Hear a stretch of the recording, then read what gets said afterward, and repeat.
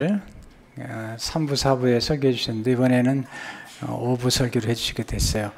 제이슨 목사님 1.5세세요. 그래서 캐나다에서 성장하고 그리고 이제 미국에 와서 플로어에서 공부를 하시고 다시 캐나다에 가서 지금 캐나다 지역의 가장 큰 교회, 한인교회 가운데 캐나다 토론토 큰빛교회가 가장 큰데 거기서 지금 처음에 영어 목회를 주로 하셔서 굉장히 부흥했는데 지금은 이제 KM 목사님이 되셔서 설교를 하시는 분이 정말 제가 좋아하고 사랑하는 분인데 오늘 말씀 주시겠어요.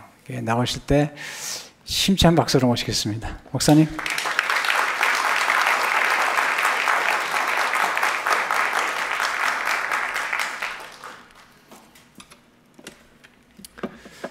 여러분들 만나서 반갑습니다. 평소에 존경하고 또 저를 또 오랫동안 멘토링 해주신 우리 강준민 목사님, 또 목회하시는 교회, 또 청년 함께 예배로 교제케 해주신 하나님께 감사를 드립니다. 우리 강 목사님께서 소개시켜 주신 것 같이 저는 오랫동안 영어 목회를 했고요. 그리고 이제 3년 전에는 이제 KM 목회까지 이제 하면서 보통 주일날 KM에서 이제 한국어로 설교를 하고 또 이제 중간에 이제 영어 예배에서 또 설교를 하고 이제 마지막에 2시 반에 이제 우리 청년들 또 설교를 하게 됩니다. 그래서 어쩔 때는 영어로 설교하는 게 편하고요. 어쩔 때는 이제 한국어로 설교하는 게 편할 때도 있는데 오늘 오전에는 이제 영어 예배를 드리고 와서 또 갑자기 한국어로 설교를 하려고 하다 보니까 이제 말이 또 잘 나올지 모르겠습니다. 하지만 오늘 이 귀한 예배를 통하여서 하나님께서 우리에게 주시는 말씀 그리고 또 그 마음을 나누는 시간 갖기를 원합니다. 오늘 말씀 제목은 약속과 현실 사이에서라고 하는 제목으로 하나님의 말씀을 나누도록 하겠습니다. 인생은 역설과 모순의 연속입니다. 우리가 하나님의 약속을 붙잡고 동행하는 여정 가운데에서도 인생의 기근은 찾아옵니다. 어떤 분들은 그렇게 생각을 하죠. 우리가 하나님의 말씀을 순종하면 우리 인생이 좀 잘 풀리는 게 맞지 않나라는 생각을 하게 됩니다. 오늘 저희들이 함께 읽은 이 말씀을 보면 아브라함이 하나님의 부르심에 순종하여서 가나안 땅으로 갑니다. 하나님의 말씀에 순종하여서 가나안 땅에 도착하면 우리가 상식적으로 그 땅과 젖과 꿀이 흐르고 인생이 잘 풀려야 하는데 오히려 기근이 찾아오게 됩니다. 그 전에 하나님 말씀을 순종하지 않고 있었던 우르와 하란에 있을 때는 성경을 찾아보면 기근을 경험했다라고 하는 경험을 찾아볼 수가 없어요. 아니 괜히 가나안 땅으로 온 것이 아닐까라는 생각이 들지도 모릅니다. 여러분 혹시 그런 경험을 해본 적 없으십니까? 하나님의 뜻에 순종하려고 해봤더니 오히려 예전에 없었던 어려움이 찾아오게 되는 거죠. 우리 청년들 마찬가지고 인생을 살아가면 참 힘듭니다. 저에게 딸이 둘이 있습니다. 첫째 딸이 이제 올해 대학교를 가게 되는데 이제 12학년이에요. 컬리지에 들어가는데 2년 전에 처음으로 자기가 여름방학 때 잡을 잡겠다고 그래서 용돈을 모아가지고 좀 쇼핑도 하고 맛있는 것도 사 먹고 뭐 이렇게 하려고 여름에 혼자서 누가 시키지도 않았는데 잡을 잡았어요. 아주 큰 백화점 안에 푸드코트에 있는 그 스무디를 만드는 뭐 여기 얘기하면 뭐 잠바 주스 뭐 만드는 뭐 그런 데서 잡을 잡았죠.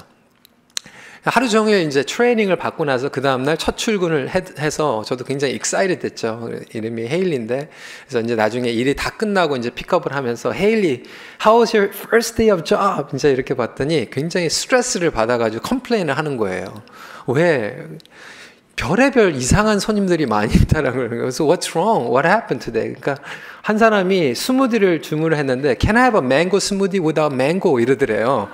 그 맹고 스무디를 맹고를 없이 만들어 달라고 그러니까 막 좀 퍼즐 돼가지고 막 이렇게 좀 경직이 됐더니 You don't understand 막 그러면서 막 뭐라고 그러더래요. 그래서 막 집으로 오면서 막 그런 컴플레인을 하더라고요. 그래서 제가 제 딸한테 그렇게 얘기를 했어요. 헤일리, life is hard. 인생은 힘든 거야. 원래 그렇게 힘든 거야. 이제 그렇게 그냥 오히려 위로를 했어요. 뭐 저희 둘째 딸도 마찬가지예요. 저희 첫째 딸이 이제 처음에 다운타운에 있는 학교를 다니게 되면서 이제 지하철을 타고 학교를 등교를 했어요. 7학년 때 얘기죠. 좀 리와인드해서 7학년 때 이제 그 어린 나이에 이제 가방을 메고 지하철을 2번이나 갈아타고 이제 가야 되다 보니까 그때 이제 전화기를 저희가 유스원으로 줬어요. 그러니까 스마트폰으로. 왜냐하면 좀 길을 잃어버리면 우리가 트레이싱을 해야 되니까. 그래서 7학년 때 이제 전화기를 줬는데 저희 둘째 딸이 4학년 때였죠. 난리가 난 거예요, 집에서. 왜냐하면 언니는 스마트폰을 받았는데 자기는 스마트폰을 못 받았다고 Life is unfair 막 그러면서 막 컴플레인을 하더라고요. 그래서 그때도 저와 제 아내가 그렇게 얘기했어요. You know what? Life is unfair. 원래 불공평한 거야. 그렇게 얘기를 했습니다. 사실상은 그 수준에서 이해할 때는 그게 라이프가 너무나도 힘들 것 같고 라이프가 unfair한 것 같지만 부모의 입장으로 보면 그것이 현실이고 그 현실을 통하여서 성장하고 성숙하길 원하는 부모들의 마음이 있다라고 하는 거죠. 여러분, 우리의 삶 가운데서도 마찬가지입니다. 하나님께서는 우리가 이 땅을 살아가면서 믿음으로 살아갈 때 때로는 어려움과 고난과 역경이 있지만 그것을 통하여서 우리에게 말씀하신 것은 Son, my daughter, life is hard. Life is unfair at times. 이렇게 말씀을 하고 계시죠. 그렇지만 우리는 그것이 이해되지 않는 가운데에서 분명히 하나님의 약속을 믿고 살아가지만 그 약속과 현실 사이에 거리감을 느끼며 살아간다라고 하는 거예요. 제가 오늘 여러분들에게 말씀드린 이 제목은 제가 만든 제목이 아니에요. 원래 그 책이 있습니다.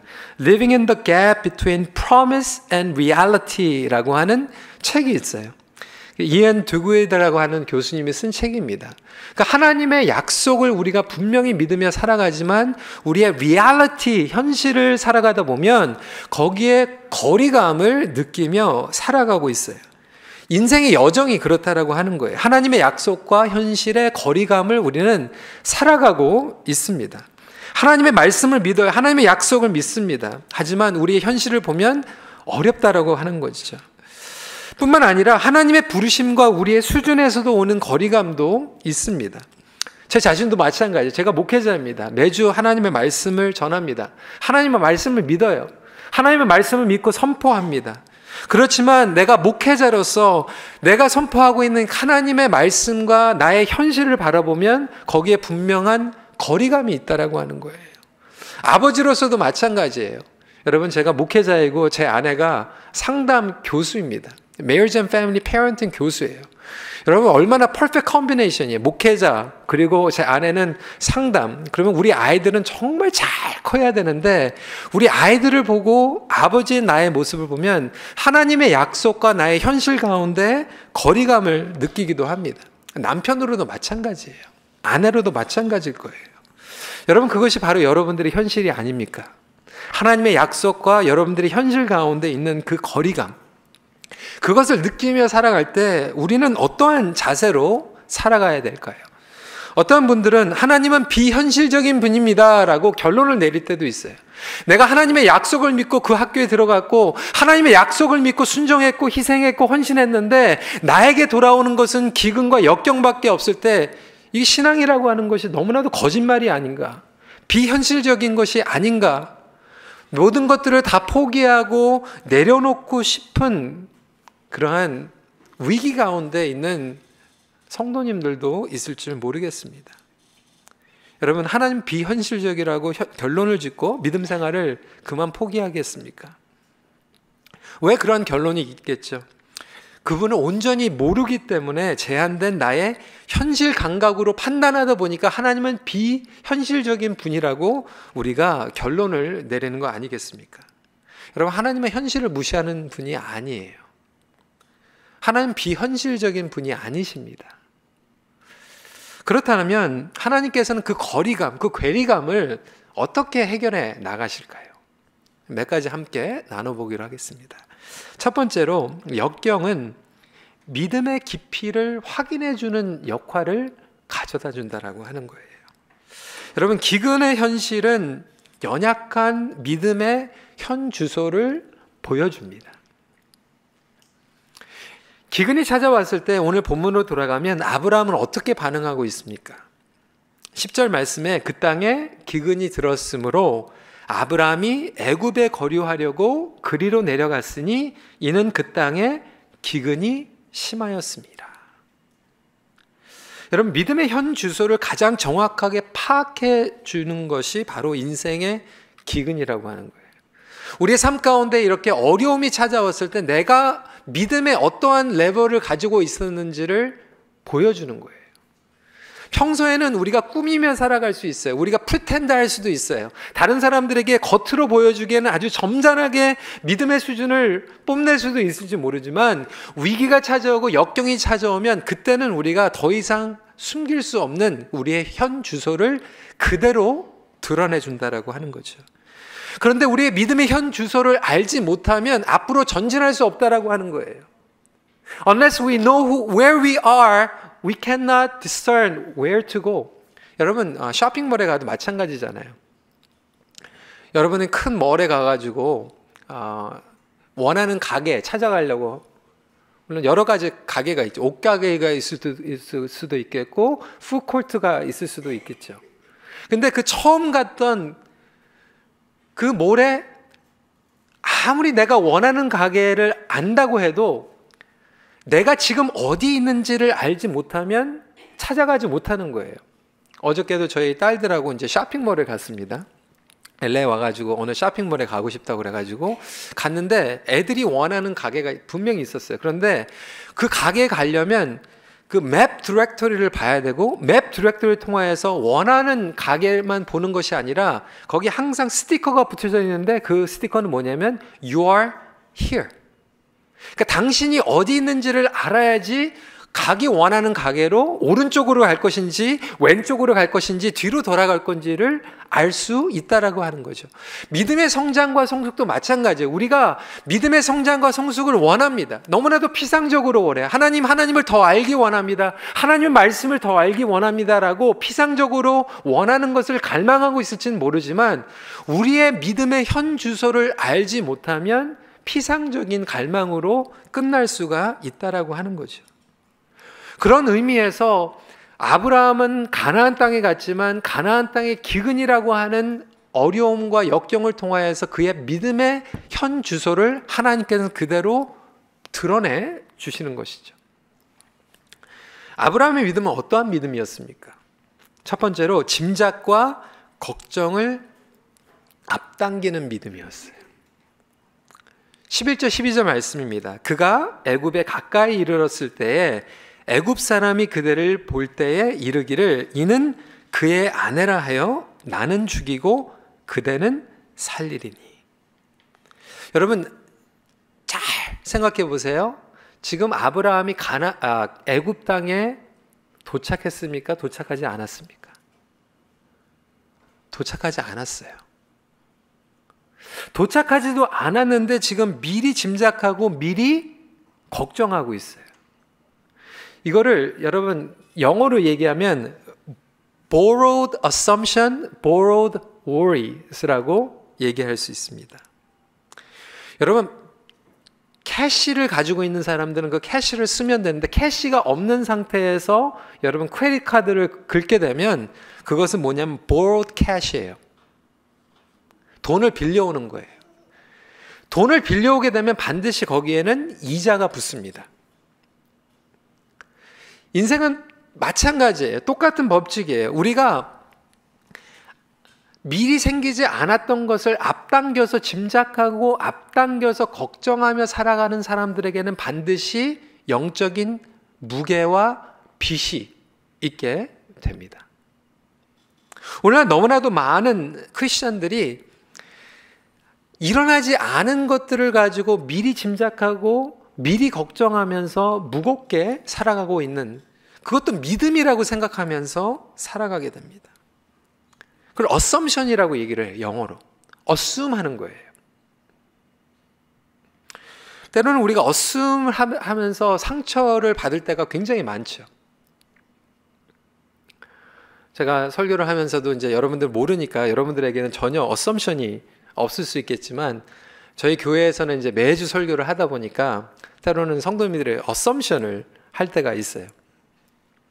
제가 이렇게 오른쪽을 쳐다보면서 설교를 하게 되면 하여튼 뭐 별의별 반응들을 할 수 있죠. 노희성 목사가 오른쪽을 쳐다보면서 내가 오른쪽에 있으니까 나를 쳐다보면서 이렇게 설교를 하는구나. 나한테 굉장히 호감을 보이는구나. 이렇게 어썸션을 할 수도 있고, 분명히 나한테 마음에 안 드는 게 있어서 오늘 설교를 통해서 나를 좀 꼬집고 막 이렇게 때리려고 나를 쳐다보구나. 이렇게 어썸션을 할 수가 있다라고 하는 거죠. 굉장히 다른 차이점입니다. 자기가 일어나지 않았던 것들을 먼저 빌려가지고 결론을 내리는 거예요. 그 왜곡된 현실을 살아가게 되는 거죠. 여러분, 이런 어썸션은요, 정말 우리 문화와 우리의 상처와 그리고 배경을 통하여서 나름대로 만들어가면서 살아갈 때가 있다라고 하는 거예요. 이 어썸션이라고 하는 것이 굉장히 무섭죠. 우리의 인생의 많은 사건들을 해석을 하면서 살아가게 됩니다. 저는 그것을 많이 느끼면서 살아가고 있어요. EM을 제가 20년 동안 했거든요. 이제 KM 사역을 지금 3년 동안 같이 하고 있는데 EM하고 KM하고 문화적으로 굉장히 다른 이 어썸션 자체가 굉장히 다르더라고요. EM에서는 이제 신방을 할 때 이제 성도들이 이제 계속 늘어나다 보니까 이제 어떤 성도들은 이렇게 얘기합니다. Pastor Jason, we're really busy. 그리고 좀 목사님도 바쁘니까 그냥 다음에 좀 찾아와 달라고 이렇게 얘기를 해요. 그러면 that means 다음에 찾아와 달라고 하는 그 뜻이에요. 그래서 제가 이제 KM에 가가지고 이제 그것이 적응이 안 되다 보니까 저도 이제 다른 어썸션을 하게 된 거죠. 한 번은 제가 KM을 딱 테이크오버하고 나서 우리 친교위원회에서 10년 동안 섬겼던 집사님이 저한테 찾아오셨어요. 목사님, 제가 우리 교회에서 10년 동안 친교위원회로 섬겼는데 정말로 한 번도 쉰 적이 없습니다. 쉬고 싶습니다. 이렇게 얘기를 하는 거예요. 그래서 얼마나 마음에 제가 감사하면서도 좀 안 됐는지 10년 동안 한 번도 쉬지 않고 사역을 하셨다고 그러니까 그래서 제가 그 집사님 기도해드렸어요. 기도해드리고 집사님 그럼 좀 쉬시라고 이제 그렇게 해서 보내드렸어요. 나중에 이제 제가 또 소문을 듣게 된 거죠. 그분이 굉장히 섭섭하셨다고 하는 거예요. 집사님이 안 계시면 우리 교회가 무너집니다. 이렇게 얘기를 했었어야 되는데 집사님 쉬시라고 그렇게 얘기를 했더니 이분이 그게 섭섭하셨나 봐요. 제가 좀 쇼크를 받은 거죠. 저도. 근데 그 다음부터는 우리 교회에 소문이 퍼졌어요. 노 목사님한테 가가지고 함부로 쉰다고 얘기하면 안 된다고 아예 그냥 오랫동안 쉬게 해주니까 그런 얘기를 들었어요. 하여튼 굉장히 그런 커처샥과 어썸션이 많이 일어나게 되는 거죠. 어느 권사님이 저한테 얘기하는 거예요. 목사님 신방할 성도들도 너무나도 많으니까 그냥 부목사님 보내주시고 그냥 담임 목사님 안 오셔도 됩니다. 이렇게 얘기를 하셔가지고 알았다고 그러면 부목사님 이렇게 보냈는데 나중에 이제 보니까 또 섭섭하셨더라고요. 그래서 그 다음부터는 제가 이제 이 어썸션이 바뀌게 되는 거예요. 오지 말라고 하는 거는 꼭 오라는 얘기입니다. 이게 헷갈리잖아요. 근데 여러분, 우리의 인생 가운데에서 이 컬처만 얘기하는 것이 아니라 우리의 인생의 나름대로 경험과 하나님에 대한 오해와 우리의 판단과 이 결론들로 인하여서 나름대로 가지고 있는 이 어썸션들이 너무나도 많이 있다라고 하는 거예요. 내가 당겨서 짐작하고 내가 앞당겨서 걱정하는 부분들, 내 수준에서 가지고 있는 상식으로 결론을 내리며 살아가는 인생들. 혹시 여러분들의 삶 가운데서 어려움이 찾아왔을 때 이미 걱정과 짐작을 앞당겨 하면서 나의 인생은 끝났다, 이상하게 돌아가는구나, 나에게는 소망이 없어라고 그렇게 살아가는 분들이 있지는 않습니까? 이 앞당겨서 하는 짐작과 걱정은 하나님의 개입이 들어가 있지 않은 계산이에요. 그런데도 불구하고 분간하기 힘든 이유는 이곳에 현실적인 부분이 섞여져 있기 때문에 그래요. 사실을 기초로 한 짐작이에요. 분명히 아브라함에게도 사실이 있었어요. 어떤 사실이었죠? 기근이라고 하는 현실이었어요. 사실이었어요. 그런데 그 사실이 왔을 때 사실을 기초로 짐작하게 되는 거죠. 어떻게? 굶어 죽겠다. 그리고 애굽으로 갑니다. 하나님 분명히 애굽으로 불러주시지도 않았는데 애굽으로 가는 거예요. 그 현실과 짐작이 혼동이 되게 되는 거죠. 애굽으로 가는데 자기 아내 사레가 아름다웠습니까? 아름다우지 않았습니까? 아름다웠어요. 그건 사실이에요. 그런데 바로가 자기 아내가 너무나도 아름답다 보니까 자기를 죽이고 아내를 빼앗겠다라고 하는 것은 짐작이에요. 완전 착각은 아니죠. 정말로 사레는 아름다웠던 것 같아요. 최소한 65세는 넘었었을 이 사레가 정말 아름답다라고 성경은 얘기하고 있어요. 14절 말씀이에요. 그 여인이 심히 아리따움을 보았고.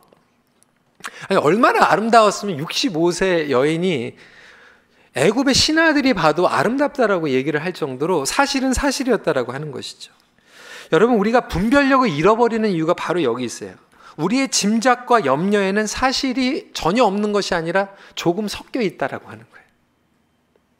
섞여져 있기 때문에 분별력을 잃기가 쉽다라고 하는 것이죠. 우리 믿음이 마찬가지예요. 어떤 목회자가 그런 얘기를 하더라고요. 여러분, 우리의 삶 가운데 분명한 믿음이 있어요. 그런데 우리의 삶 가운데 욕심도 숨겨져 있습니다. 저는 하나님께서 저를 목회자로 불러주셨을 때 그 믿음을 가지고 순종을 했어요. 그러면서 제 마음 가운데 그런 마음이 있죠. 하나님, 저를 들어서 사용하여 주시옵소서. 저에게 소명을 주시고 하나님의 사람들에게 위대한 영향력을 끼치는 사람이 되길 원합니다라고 하는 것이 믿음이에요. 그런데 한 부분에서는 그게 욕심일 수도 있다라고 하는 거예요. 여러분 삶 가운데 그렇지 않습니까? 여러분 삶 가운데 모든 것이 순수한 믿음입니까? 그렇지 않아요.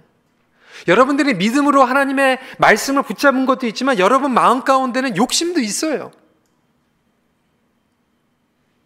어디까지가 나의 믿음이고 어디까지가 나의 욕심인가? 저도 몰라요. 그런데 역경과 도전을 통하여서 하나님께서는 그것을 순수한 그리고 순결한 믿음으로 만들어 나가고 계시다라고 하는 것이죠.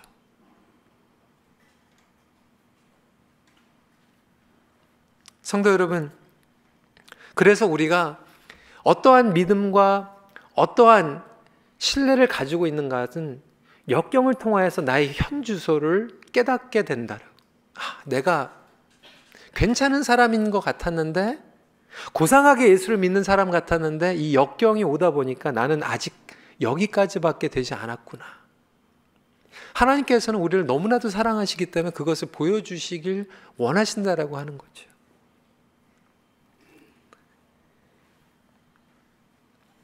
두 번째로 아브라함의 믿음은 어떠한 믿음이었습니까? 자연스러운 결정에 의해 이끌려가는 믿음이었어요. 여러분, 결정을 할 때도요, 두 종류의 결정이 있습니다. 자연스러운 결정이 있고 지혜로운 결정이 있어요. 하나님의 영광을 위해서 그리고 성장과 성숙을 위하여서는 우리는 끊임없이 지혜로운 결정을 해나가야 되는데도 불구하고 우리는 성령 충만함과 말씀 충만함을 받지 못하면 지혜로운 결정보다는 자연스러운 결정을 할 수밖에 없죠.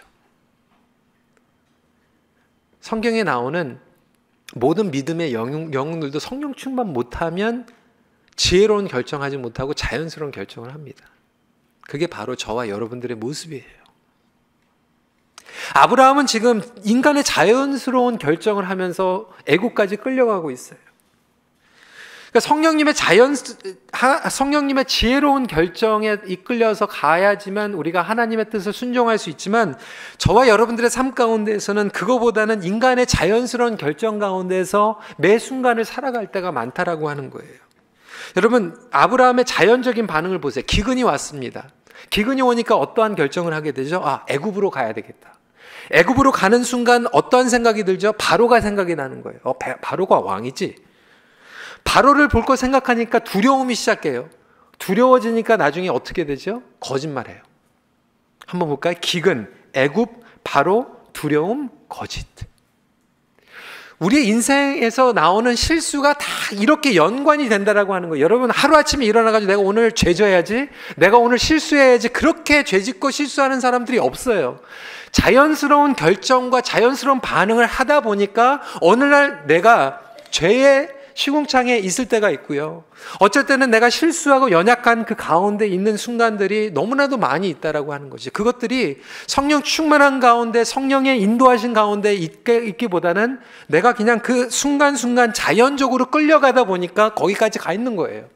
여러분, 다윗이요, 일어나가지고 내가 오늘 밧세바하고 어페어하고 그리고 밧세바의 남편을 죽여야지 이렇게 결정하고 일어난 게 아니에요. 자연적인 인간적인 반응으로 결정을 하다 보니까 거기까지 가 있더라고 하는 것이죠. 인간적인 자연적인 반응은요, 자기 중심 믿음으로 살아가는 거예요.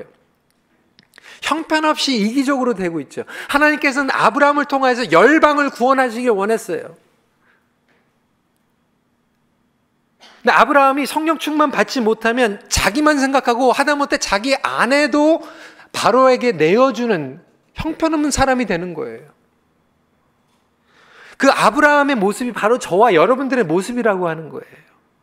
여러분, 이것이 인간의 죄의 반응입니다. 아무리 내가 사랑하는 사람이 있다라고 해도요, 갑자기 교통사고 나잖아요. 차가 헤런 콜리전이 오잖아요. 그러면 인간은요, 그 순식간에 그 운전대를요, 자기를 피해가게 돌릴 수밖에 없는 게 인간이에요. 나 말고 내 옆에 있는 사람이 다쳐야지 그러고 이렇게 스핀하는 것도 아니고요. 순식간에 우리는 철저하게 인간적인 반응으로 돌아갈 수밖에 없다라고 하는 거예요. 이것이 바로 self-preservation이라고 얘기하죠. self-centeredness라고 얘기합니다. 여러분, 죄에서 가장 근본적인 죄는 바로 나예요. 나. 성장과 성숙과 성숙에서 가장 큰 걸림돌은 자신입니다. 여러분, 다른 사람 탓할 필요가 없어요. 내가 왜 성장 못하는가? 나 때문이죠. 나의 상처, 내가 가지고 있는 잘못된 오해, 나의 한계. 하나님께서는 우리에게 선교적인 삶, 다른 사람들을 위한 삶을 살아가라고 말씀하시지만 철저히 나의 중심적으로 삶을 살아가기 원하는 이 뿌리. 여러분, 베드로도 마찬가지. 3년 동안 예수님을 따라다니는 수제자였는데 예수님 십자가에 못 박혀 돌아가시는 것을 보고 어디로 가죠? 고기 잡으러 가요. 자기로 돌아가는 거예요.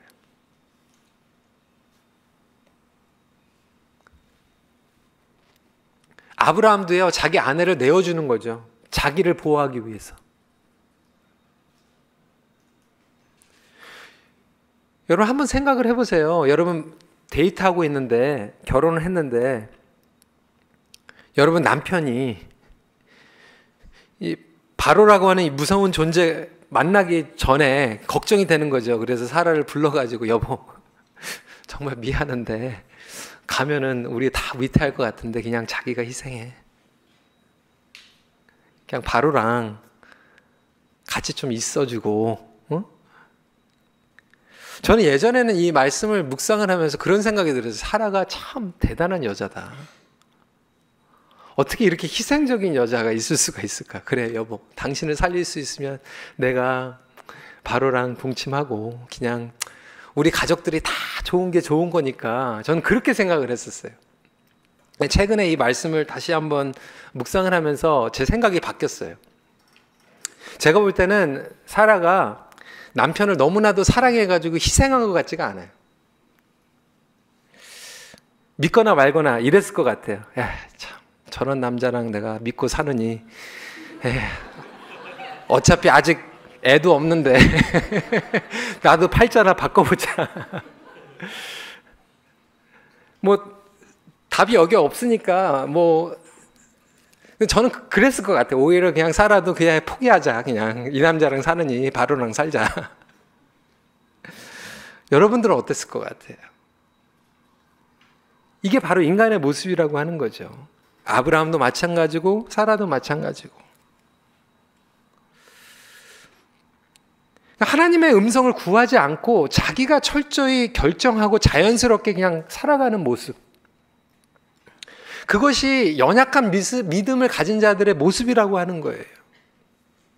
여러분, 저와 여러분들이 주일날 이렇게 예배를 드리고 손을 높여들고 하나님 앞에서 찬양하고 예배하면서 하나님 뜻대로 살아가기 원합니다라고 얘기하지만, 월요일부터 토요일까지 우리의 삶의 전장터에서는 이렇게 자연스러운 결정을 하고 반응하면서 살아가고 있는 우리의 모습을 그대로 보여주고 있는 거예요.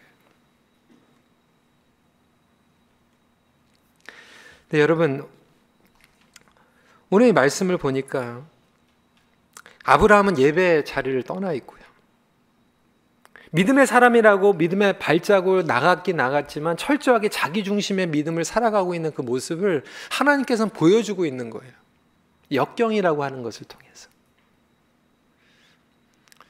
그렇다면 하나님께서는 이 아브라함의 믿음의 주소를 보여주시는 것만이 아니라 어떻게 해결해 나가시는가? 이게 마지막 포인트입니다. 우리의 믿음을 키우는 것은 우리 자신이 아니라 하나님이시라고 하는 거예요.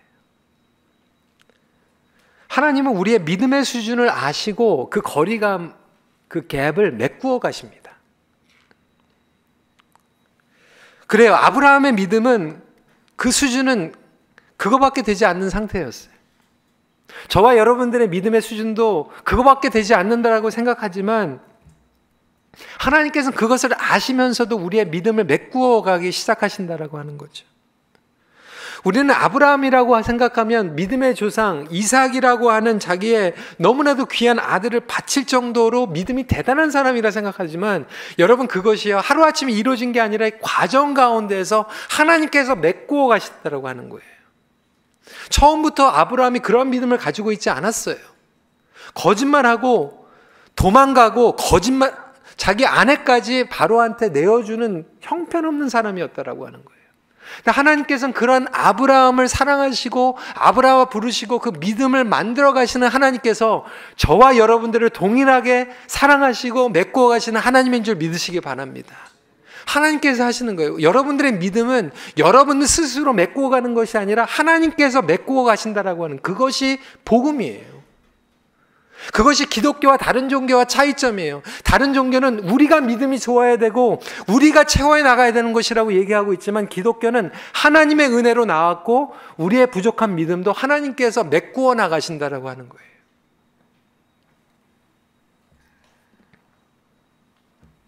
하나님의 손길.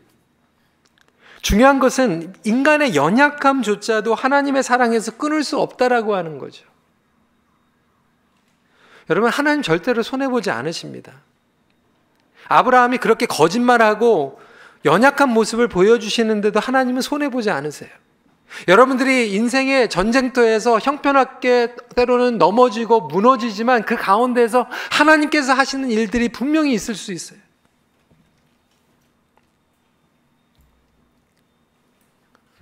여러분, 아브라함 거짓말하죠. 근데 오늘 이 말씀을 보면 좀 이상한 걸 느끼지 않습니까? 아브라함은 분명히 거짓말했어요. 비겁한 사람이에요. 근데 아브라함이 애굽을 나올 때는 재산이 불어가지고 나옵니다. 누가 손해보죠? 바로가 손해를 봐요. 여러분, 이거 사기극 아닙니까? 라이프가 너무나도 언페어한. 바로는 뭘 잘못했어요? 아브라함, 하나님의 사람이라고 하는 사람을 그냥 믿은 것밖에 없어요.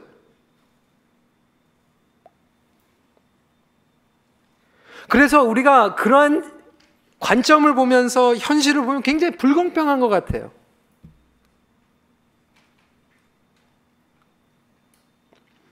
제가 어떤 목사님의 얘기를 들었는데, 여러분, 당황과 황당의 차이를 아세요? 당황과 황당. 순서가 다르잖아요. 당황 그리고 황당. 당황과 황당을 설명하는데 이렇게 설명하더라고요. 어느 한 여자분이 공원에 산책을 하러 갔는데 갑자기 이제 이게 넘버 2가, 근데 퍼블릭 레스트룸이 없는 거예요. 어떻게 해요? 근데 뭐 집에 갈 수 있는 시간도 아니고 그냥 갑자기 이게 넘버 2가 그냥 막 내려오려고 그러는데 너무나도 반갑게 큰 트럭이 있는 거예요. 그래서 모터가 있어요. 큰 트럭 뒤에 앉아가지고 이렇게 볼일을 보고 있는데 갑자기 볼일을 보고 있는 순간에 트럭이 앞으로 움직이는 거. 그걸 당황이라고 얘기한대요. 그럼 황당은 뭐냐? 뒤에서 일을 보고 있는데 트럭이 백으로 후진을 하면 그거를 황당이라고 얘기한다. 트럭이 그냥 볼일을 보고 있는데 뒤로 그냥 밀어젖히는 거죠. 그걸 황당이라고 얘기를 한대요. 똑같은 것 같은데 당황과 황당의 차이가 여기서 난다라고 하는 거죠. 근데 현실과 약속에서도 마찬가지. 약속과 현실 가운데서도 어떻게 우리가 사건을 바라보느냐. 하나님의 약속을 가지고 현실을 보는가, 아니면 현실을 통해서 약속을 보는가. 순서 차이라고 하는 거예요. 너무나도 많은 성도들이 하나님에 대한 약속이 unfair라고 생각하는 것은 우리의 현실이라고 하는 렌즈를 통해서 하나님을 약속을 보려고 하다 보니까 이게 라이프가 unfair하다고 느끼게 되는 것이죠. 우리가 현실을 통해서 하나님의 약속을 볼 것인가, 아니면 하나님의 약속을 통해서 현실을 볼 것인가. 별 차이가 아닌 것 같은데 이것은 하늘과 땅의 차이라고 하는 거예요. There's a difference between heaven and earth. 현실을 통해서 하나님을 보면 참 황당한 일들이 너무나도 많은 것 같아요. 이것은 잘못된 거야. 쉽게 판단하고 경솔한 행동을 할 때도 있죠. 인간은 자신의 현실 감각으로 끊임없이 하나님을 인식하려고 노력하면서 살아가게 됩니다. 그런데 어느 신학자가 이렇게 얘기를 했어요. 하나님은 오직 하나님을 통해서만 인식할 수 있다. 믿음은 은혜와 신비다. 우리는 현실에서 하나님을 증명하라고 해요.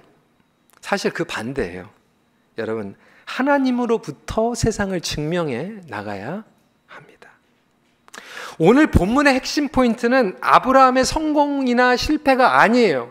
여러분, 이것을 아브라함을 중심으로 보면 life is unfair. 사기극이에요. 아브라함이 분명히 잘못하고 거짓말해가지고 애굽에 들어갔는데 재산이 늘었네?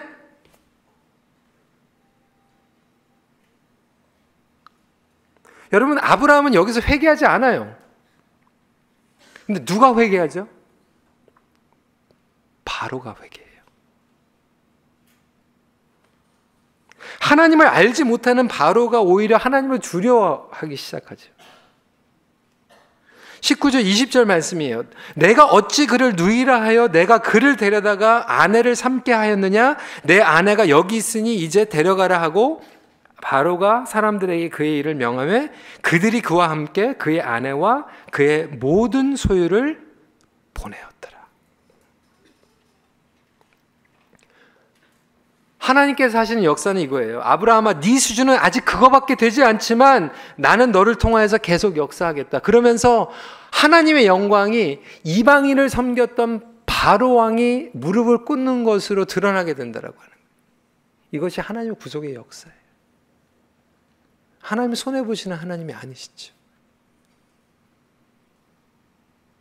인간의 한계와 연약한 가운데서도 구원의 역사를 이루시기 위하여 하나님께서는 우리를 택하여 주셨고 독생자 예수 그리스도를 보내주셔서 약속과 현실의 그 거리감을 메꾸어 나가시고 있다라고 하는 것이죠. 그래서 이은 드구에드 교수님은 이렇게 얘기를 했어요. 자신의 목숨을 보호하기 위하여 거짓말을 한 아브라함과 다르게 예수님께서는 자기의 목숨의 희생을 감수하시면서 진리를 선포하셨고 그로 인하여 죄 많은 영혼들이 구원을 받게 하셨다.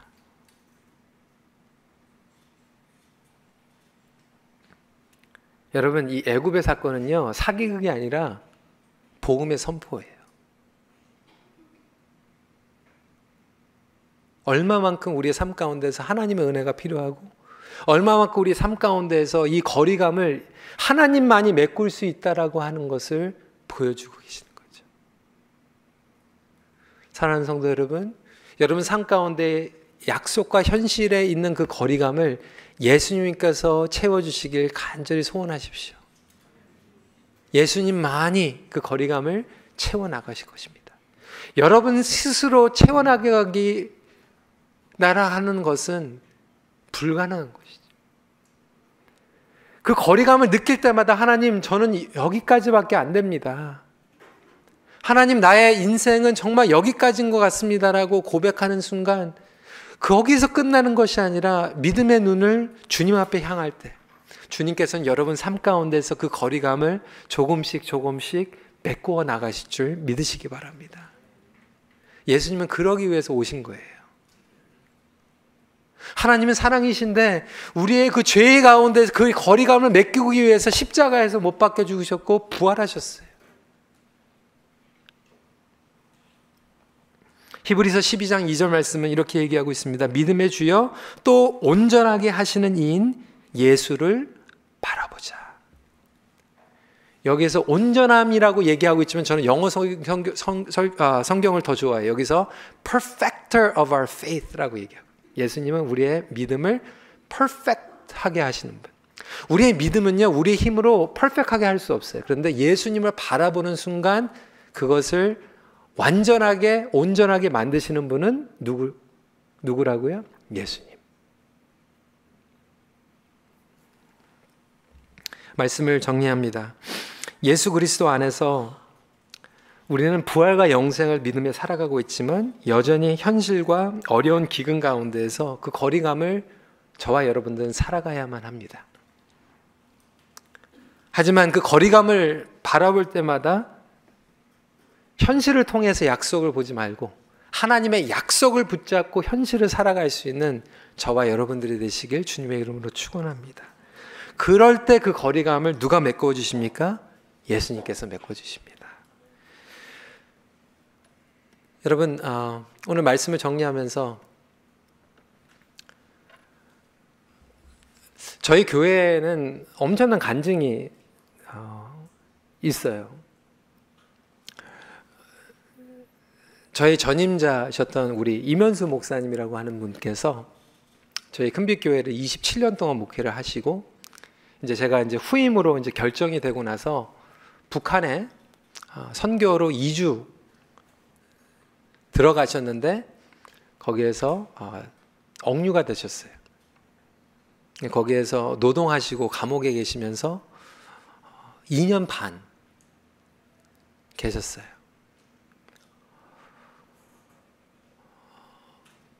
처음에 이제 사형 선고를 받으셨어요. 사형 선고를 리듀스해서 종신형으로 바꿨어요.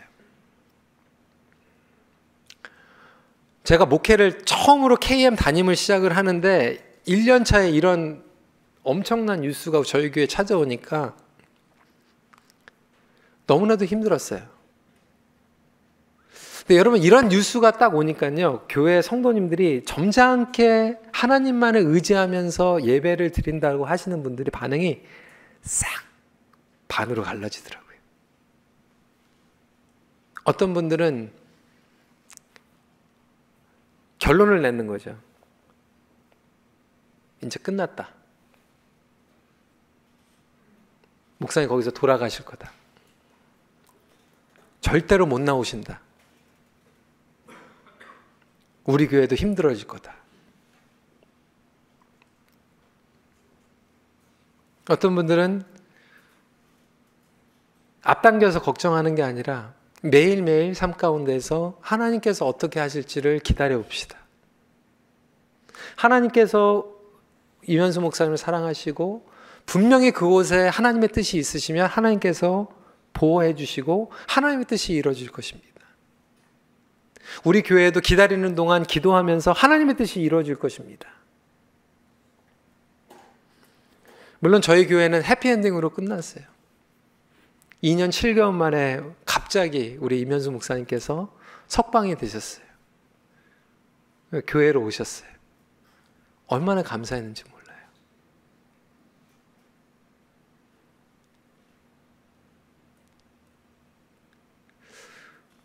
어떤 분들은 인생을 살아가면서 여러분들에게 재정적인 어려움이, 애국과 같은 기근이 찾아올 수도 있고요.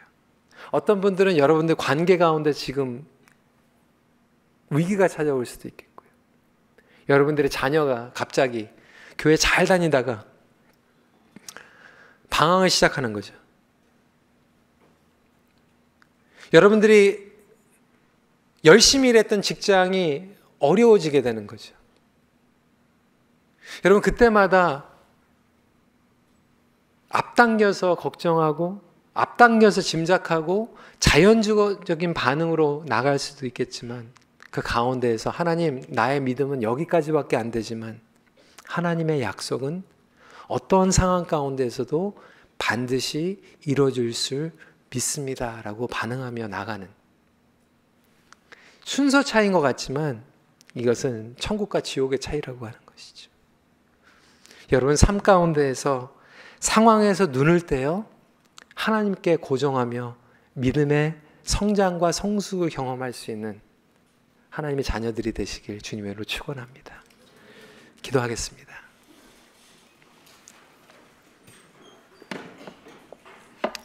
오늘 말씀 가운데에서 하나님께서 여러분들의 상황 가운데 또 현실 가운데에서 붙잡을 수 있는 그 포인트들 나름대로 있을 줄 압니다.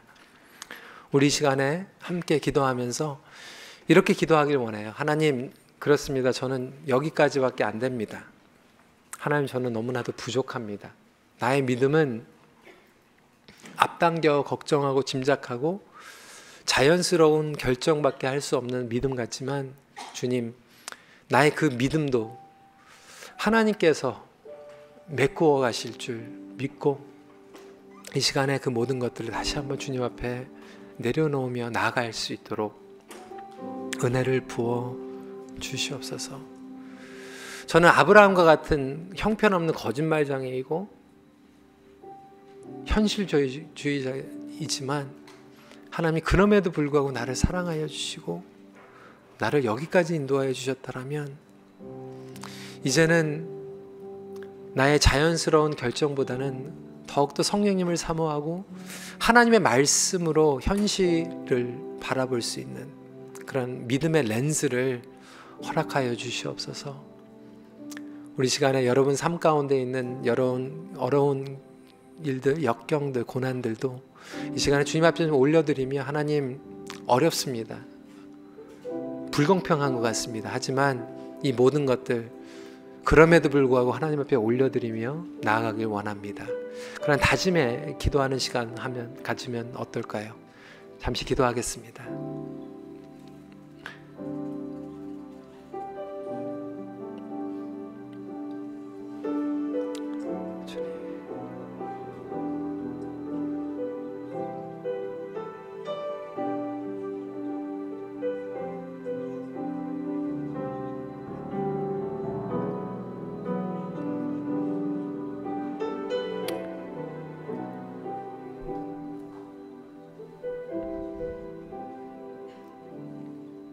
하나님, 인생에 기근이 왔을 때 정말 지혜로운 결정보다는 인간적인 결정을 하고 아내를 내어주고 거짓말한 아브라함의 모습이 바로 우리의 모습입니다. 그럼에도 불구하고 우리를 사랑하시고 우리를 붙잡아 주시고 그 연약한 모습을 통하여서 무너지는 것이 아니라 다시 한번 주님 앞에 달려가게 하여 주신 하나님의 은혜, 그리고 그 거리감을 메꿔주시기 위해 독생자 예수 그리스도를 보내주신 그 은혜 감사드립니다. 오늘 이 시간 우리 연약한 가운데서도 주님을 붙잡고 나아갈 수 있는 귀한 성도님들 되게 하여 주시고, 우리가 현실이라고 하는 렌즈를 통하여 하나님의 약속을 바라보는 것이 아니라 하나님의 약속의 렌즈를 통하여 우리 현실을 믿음으로 살아갈 수 있는 한 발자국 한 발자국이 될 수 있도록 우리를 붙잡아 주시옵소서. 예수님 이름으로 기도드리옵나이다.